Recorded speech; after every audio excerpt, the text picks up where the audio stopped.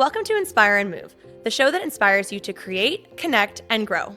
I'm going to bring you meaningful conversations, aha moments, and all the motivation you need to up-level every part of your life. I'm Ali Aruda, founder of Inspire and Move, and your personal hype girl. I've gone from fashion school to celebrity stylist to corporate marketing to brick-and-mortar entrepreneurship with my husband, each time learning incredible lessons how to pivot, reimagine, and implement the steps to become successful. I'm passionate about inspiring others to live their best life, a life of joy. We have the power to design a life that we love, because life is too short not to. The best part is that you weren't meant to do this alone. If you feel like you are meant for more, let me ride shotgun with you, and together, let's get you to where you want to go. I'm sure a lot of your customers probably love coming in for their private shopping appointment to see Whitney. I think that's what a lot of people love. They're like, oh, I want to see the owner. Yeah. But having to condition them to be like, oh my gosh, but Andrea's amazing, Riley's amazing, because you are being off doing other amazing things to grow the business and create that space. But I can appreciate if it feels like that's also challenging, because that would be for me. Yeah, I think you just read my mind. I was thinking that as I was talking to, was like, you know, when we talk about passing things off, is I love styling appointments. I love working one-to-one with our customers. But in truth, if I'm doing that all day long, I can't grow the business, right? And so it is a fine balance. But again, now having such an amazing team of stylists and going through that hiring process and growing my team, it's actually fun to watch too. We now have customers that ask for certain stylists. They want Andrea, they want Riley, you know, they want certain people, and sometimes they don't always want me, and that actually makes me feel really good now. I'm like, yeah, moving on. This is great, right? Because we have a team of stylists that all have very different style, and so we have now the opportunity to offer women, you know, a variety of different things. So yeah, it's a wonderful time to be in. Is there something that you're really excited about right now in terms of stepping into, like if it is adding this strategic planning time every week, you know, if it's starting with 6 hours, do you look at the idea of growing that to 12 hours or, you know, a quarterly getaway to plan? Yeah. What's on your For sure. dream board? I love that. That's on my dream board for sure. I think growing the team a little bit further too. And really just like watching my team grow is really fulfilling for me and exciting. So again, like I said, like coming from that place of like, I'll just do it all myself to now watching everybody grow and having so much joy in that. That's really the focus for this year, is like growing the team, finding strategic planning time, as you mentioned. That's the goals for this year. I've heard Lauren Bostic from Skinny Confidential talk about every year she plans think days. And I was like, I love this. Tell me more about these think days. That is kind of, it sounds like you're doing something so similar where you're eliminating distractions and creating that time and space to have that clarity, to be intentional with what are your goals and dreams for yourself and for the growth of Woven. Yeah, for sure. And I think more travel is important for me too. So as a creative, I find for me when I'm traveling, I particularly love Europe. And when I'm there is when I get my best ideas. It's when I feel creative about the brand. They're always so fashion forward there. And I come home with inspiration that I can bring back to my team. So being able to do more of that is important as well. It's like you just read my mind on my next question of where you seek inspiration. Yes. And so if it's not necessarily Europe or travel because of, you know, time and budget and all of that. Everything. Is there anything else? Like, I mean, I remember, because I also went to fashion school. Yes. And that was deep in the world of magazines, that I would spend $9.95 on In Style magazine and me too. all the other magazines that I'd love. And I'd clip things out and I'd have them in my agenda, my notebooks. But the world's changed so much with the, you know, Pinterest and social media. How do you seek inspiration on, let's call it like a, you know, less extreme scale for time and budget? Yeah, because we can't all get on a flight to Italy tomorrow. But I really love this expansive thinking.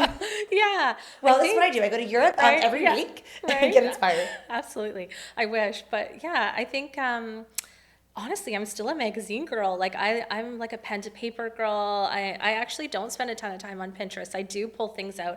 I love vision boards. I've always have since I was a little girl. So I do a lot of that. But I think being in the creative industry, I also love being around other creatives. I find really inspiring. And also getting in different rooms where I can be with people that are like-minded or also not like-minded, because that's expansive as well. And so spending time at lots of like women in leadership events and coming together in our community inspires me. And yeah, those are the things that I really love to do.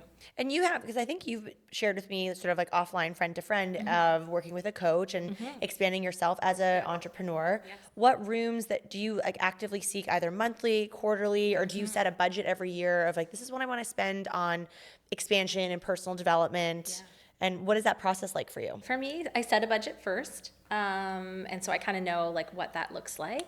And then I start seeking it out, talking, networking to see what's coming down the pipe, what events are coming about that I want to invest in, and then making myself available to that. And luckily, again, now that I have a team, I can move away from the business a little bit more day to day and be able to expand that way. And also one of my goals is to be a better leader. And so even right now, I'm looking for leadership courses to take on next year, going into 2026 to really better myself, to be a better leader for my team. I understand. I can relate to that wholeheartedly. What do you feel like you're drawn to right now from a content standpoint of either like podcasts that you're listening to, books that you're reading, if it falls under the world of leadership? Yeah, I love podcasts. That's a big one for me. As a busy entrepreneur, I don't have a ton of time to sit and read as much as I love to. So I'm all about like micro learning. I'm like, okay, I got a 30-minute walk. Who can I listen to? Yeah. Where can I get inspired and get some, some tidbits and all of that. Right now, I love, I'm actually reading a book. I'm listening to the audio for Leaders Eat Last. Oh, yeah. I love that book.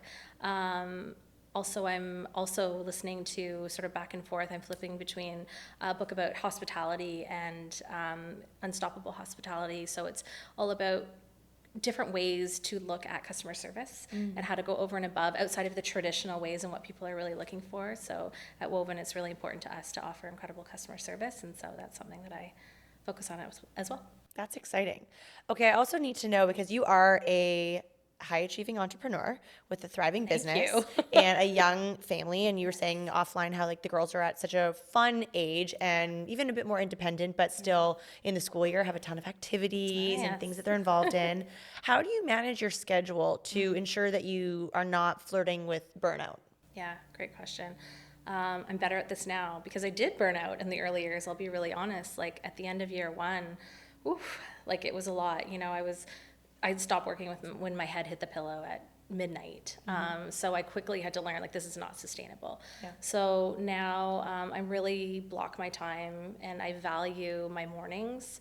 I love a slower morning, and so for me, I get up really early. I'm to bed early, like 9:30, and I'm usually up by 5:30 in the morning. And so like setting aside that time before the girls wake up to plan my day, to map out my day, and just have some me time. And is that you, or is that you and Blake to have That's quiet me. time? You, okay. Yeah, no, Blake's still sleeping. Yeah, okay, so it's full quiet time. Yeah, Very full quiet intentional. time just for me. I really love that. It clears my mind and a variety of things. So I really stay true to my morning routine. But time blocking is my best friend, and really staying true to it. I used to do it in my previous career, but I was like a little too flexible with it. Now it's like, no, between this time and this time we're doing this and this we're doing that, and then this is family time. I'm really sticking to that. It's the only way I survive. That's great. And I mean, how you found something that has worked for you so successfully. Yes. So what does your morning routine look like? Morning routine. So I wake up early. My goal, actually right now it's changing a little bit. I used to actually, first I would go and like look at emails quickly and like have my coffee. Now I actually put that aside. So no looking at email until 9 a.m. when I sit down at my desk officially. So morning routine is a walk.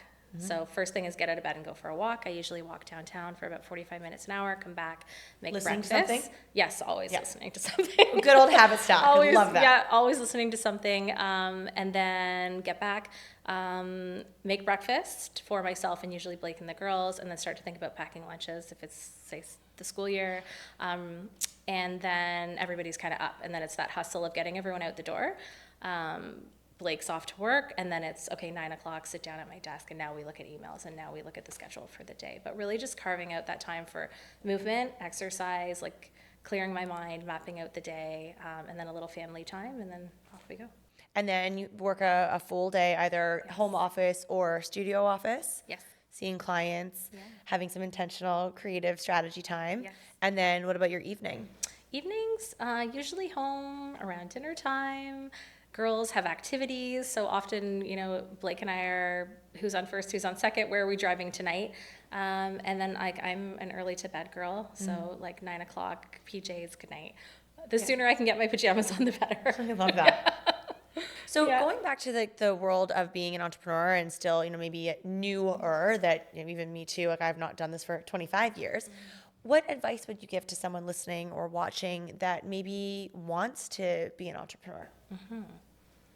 I would say trust your gut, big time.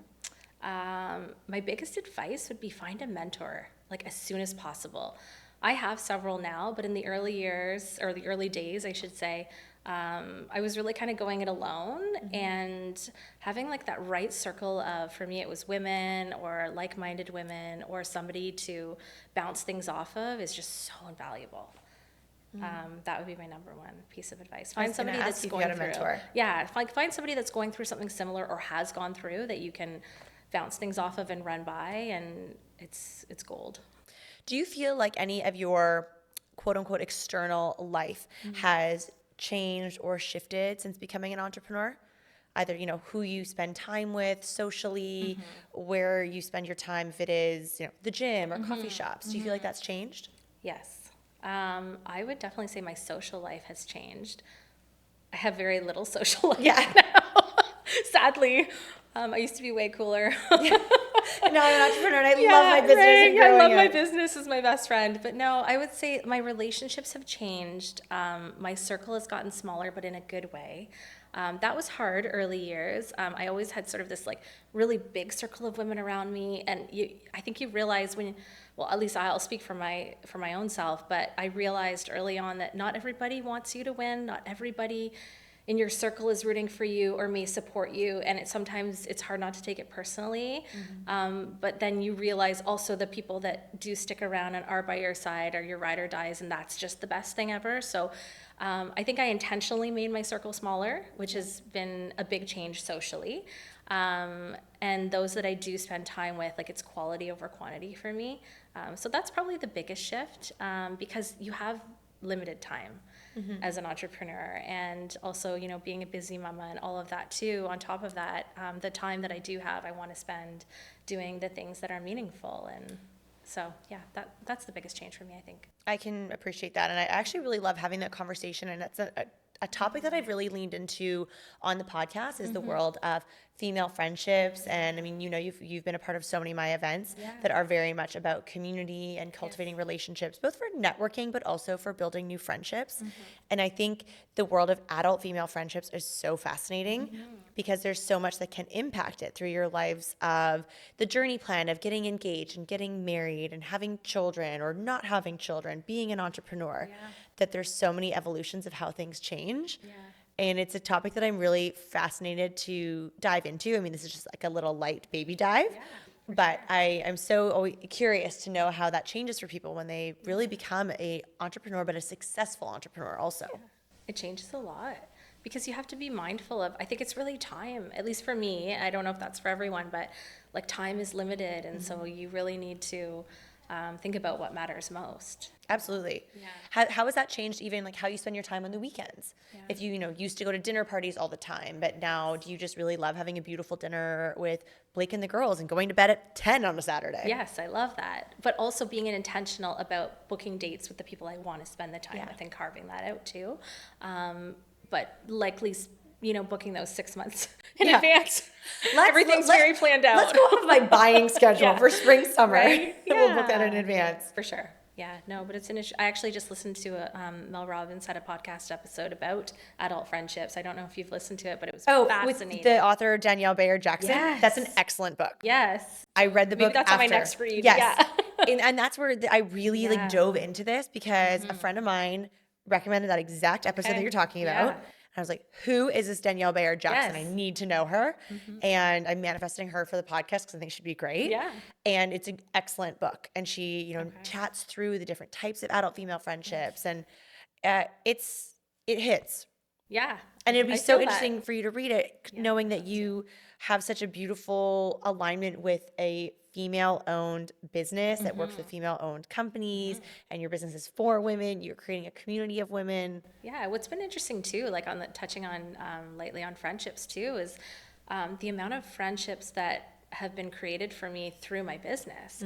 So our clients and our customers are now my friends. And some of them, like, I'm spending so much time with them, even outside of the business, and, going to leadership courses with them or businesses. Like, it's really neat the way things grow and expand as you grow your business.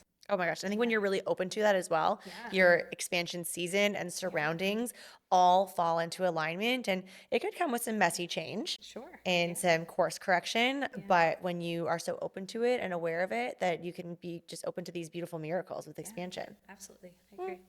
Okay. So with your really busy schedule as a mom, as an entrepreneur, what do you love to do to fill your cup? What do I love to do? Oh my God, that's a great question. I feel like I need to get And better at when's the that. last time someone asked you that? Yeah, like, what do I do for me? No, truly, time with family, but outside of that, travel for me is, I just find it, for so many reasons, it just fills my cup. And as boring as it sounds, I love to walk. That's I get great. all my best ideas when I'm walking and when I'm moving and I'm kind of like on my own, just in a quiet space. My walks are my daily ritual. And when I miss those in a day, like, I don't feel as grounded and like I've set myself up properly. But yeah, traveling, going for my walks, movement, exercise, all those things. Yeah. I feel like this falls nicely in line with my next question about, you curate and design very intentional collections of women's closets and wardrobes, travel edits. How do you have the mindset when it comes to intentionally designing your own life? Ooh, that's a deep question. I know. I think for me, really designing a life that feels authentic to me, that I can feel passionate about, and just staying really true to who I am and my core values. So, without going too much into it, like, I was raised very much in a home where, in a family of bankers. So, like, inside the box, like, my parents, love them both. I'm very close to them dearly. My mom's my best friend. But they were very much leaders in an area of business that, like, I was almost sort of like the odd duck in the family. I was the creative, the wild one, the one that was always traveling and into the creative arts and that kind of thing. And they were bankers, as you can picture it, right? Yeah. And so I often felt that I was following a career path that pleased them, and to do what I thought I should do and not follow the path of what was truly authentic to me. So for me, in curating my life, to answer your question, is really staying authentic and true to who I am, because I have 2 little girls that are watching, and I remember what that felt like. Mm-hmm. And so I want them to see, you can do what you love, you can follow your dreams, you can be successful in doing that, and you can think outside of the box and do things your way. And so that's very much how I curate my life. I love that. Yeah. And I also resonate, like, growing up, I grew up in a family of airline, like Okay. pilots or flight attendants. Yes. And then I announced that, well, for the longest time I was going to be an actress. Yeah. And then eventually I was like, whew, that's like 50-50 success rate. Like, hopefully I get Big discovered. stakes, yeah. And then decided, I was like, I'm going to fashion school. And that. so also kind of like, Yeah. quote, black sheep, where I Yeah. did something so different. And now I'm really obsessed with being an entrepreneur. Yeah. That I never saw coming. Right? Yeah. Like, I love interviewing people that are like, oh, I had this dream of being an entrepreneur since I was 10. Yeah. It's like, I never did, but now here I am, and I love it. And I think when you surround yourself, kind of going back to the idea of who you surround yourself with, what you consume, who your mentors are, you can set yourself up for such a beautiful roadmap of expansion and success. Absolutely. And teach yourself and learn from others and create the exact success plan that you want to create. Yeah, totally. And for me, like, it started with becoming a mom, and I just wanted to model things differently, right? I wanted them to not think, you don't have to do this, you don't have to do that, like, be you. Yeah. And like, Dad and I are here to support you in any way. So, yeah. What's lighting you up right now? Oh, what's lighting me up right now? My gosh, the growth at Woven's really exciting. Like, building a team, you probably could sense that earlier, but it's such a freeing feeling as someone that has really been in the trenches the last couple of years with the business. And so now, going into year 4, it's that sigh of relief to be able to have a team and to have people supporting me and that kind of thing, and to be able to step back and enjoy my personal life a little bit more and do the traveling and get inspired and that kind of thing. So that's really exciting. That's kind of it. Yeah, that's great. Kind of boring. What's next for Woven with events? What events do you have coming up on the event calendar? We have some really fun stuff. So in the upcoming fall season, we have a fashion show coming up. We have lots of capsule events in the studio. Stay tuned. I won't say too much. We have a really big community fashion show coming next April, which I'm super excited about, in support of our local hospital. So that'll be a lot of fun. Those are some of the big ones. Yeah. You guys have a really wonderful core value when it comes to philanthropy. Yes. With a lot of things that you do. We do. And where does that stem from? For me, it just stems from, like, I love where I live. I love my community. We've been here for, my husband and I, my girls, for 15 years. We're very passionate about our community. And for me, I think how, like, my core value is how can you have a business in the community and not give back to the community that gives so much to you, right? Like, it's just a natural way of doing business. And so we just love to give back. And even from day one, we designed a woven sweater and we gave all proceeds back to a local women's shelter. Like, it was, for me, it's always been about giving back from the beginning. And I feel so passionate about supporting other women specifically in the community. So we give back to a lot of women's shelters or women's charities. But it's just that feeling of giving back and supporting those that support you is just so important to me. This ties in so nicely to asking if you have a daily gratitude practice. I do, actually. Cool. Yeah, actually more than twice daily. Twice daily, I love that. Daily. So yeah, part of my morning routine is to, when I do my journal, actually I don't think I mentioned that, but I try to journal most mornings, whether it be on my phone or pen to paper, which is my favorite, depending on how time allows. But I love to say what I'm grateful for every morning and every evening. And so it's just something that I think I've just done this naturally. And sometimes it's even just in my head before I go to sleep. But yeah, just a part of like who I am and how I see the world. What are 3 things that you're grateful for right now? Oh my gosh, 3? That's it? 3? Okay, my family, my business, and my community and friends and those that are there for me and support me. Okay, I'm going to go through the I'm power grateful to be nine. here on your beautiful podcast today. It's so funny. Every time I ask a guest that, I'm like, I swear it's not a setup, but Aw, no, I'm it's always so grateful. I'm always so grateful when it comes right back. It's like a little boomerang effect. Absolutely. And it's Matt and I do this Power 9 that we do not get to take credit for. We have adopted it from our friends. Yeah. But it's 3 things you're grateful for, Okay. 3 things that you're excited about, and 3 things that you're manifesting. Ooh, So now you have to come at me with 3 now I things have that you're to tell excited you all about. the things. 3 things I'm excited about. I'm excited about the next year in business with Woven and the growth and the expansion that we're having. I am excited to be able to carve out, given the growth and the team we're building, as I said, some more personal time for some fun, because I've been a little boring these days. Yeah. Want to get out there and have fun.